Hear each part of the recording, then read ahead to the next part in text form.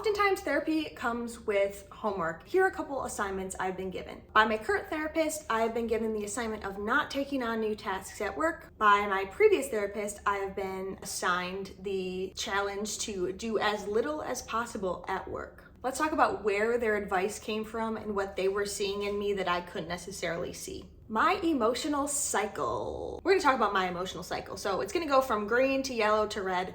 Eventually this cycles around again. It's a pattern that these licensed professionals were seeing, and then I'll get into like why they said don't take on new tasks specifically. When I'm green, I feel good. I feel really motivated. I feel like I can take on new things. I want to be really helpful. I have fun and I do things. Life's good when you're green. Then as I fail to manage my stress over time and other emotions that come up, I tend to become less green and I begin to transition into yellow. Whether I enter yellow abruptly or gradually kind of depends. In yellow, I'll no longer feel good like I did before. The exact same things that were on my plate when I was in green are on my plate when I'm in yellow, except I have an entirely new perspective on it.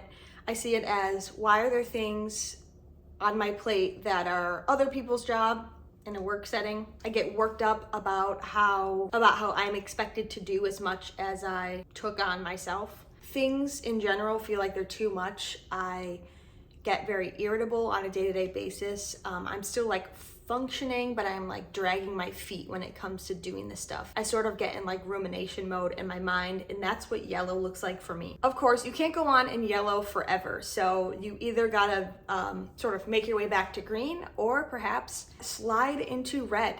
When I'm in red, and I've transitioned into red, red is a volcano eruption, the emotional outburst that's like the peak of the mountain, and any remaining energy that I had from yellow or green is completely used up once I've had my red moment.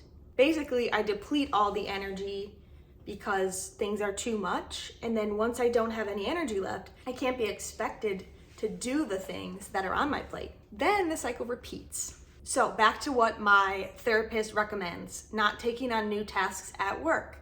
And specifically, she means while you're feeling green or while you're feeling very green. My very green time is a very short window, but when I accept things and seek things out, inevitably I resent them when I'm in my other phases, which a lot of the times I'm in green, yellow, more than I'm in just green. So I'm sort of setting myself up for a bit of inner turmoil.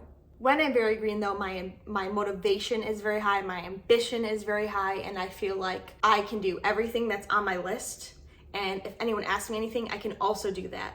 And this applies to work tasks, home tasks. This even applies to things like social life. When I'm in green mode, again, I will accept a bunch of social gatherings and other activities that are going to take place in the next like month or two. Then once those events come around, oftentimes, pretty much most of the time, I'm not in green anymore.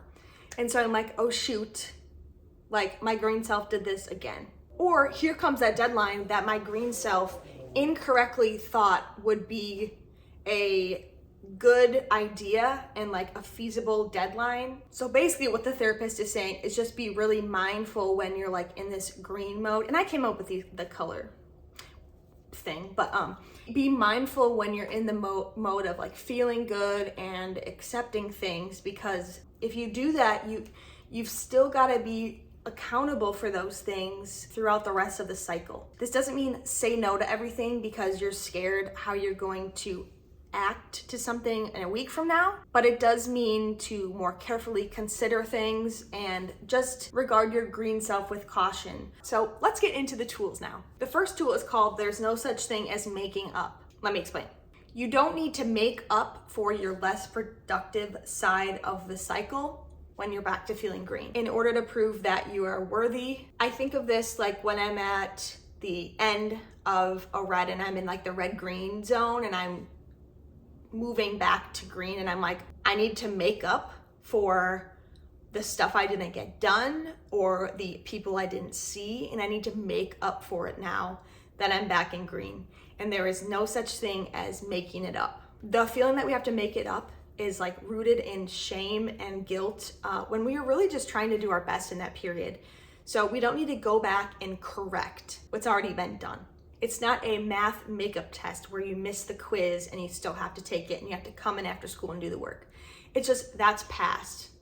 There's no makeup test. The reason why is tool number 2, or one reason why, and that is it'll all come out in the wash. What you do in green, yellow, and red will all even out to one another throughout your life. So if you think about like, oh, sometimes you have a slower week at work. It's not take on all of the new projects you possibly can because you're feeling like there's a lull.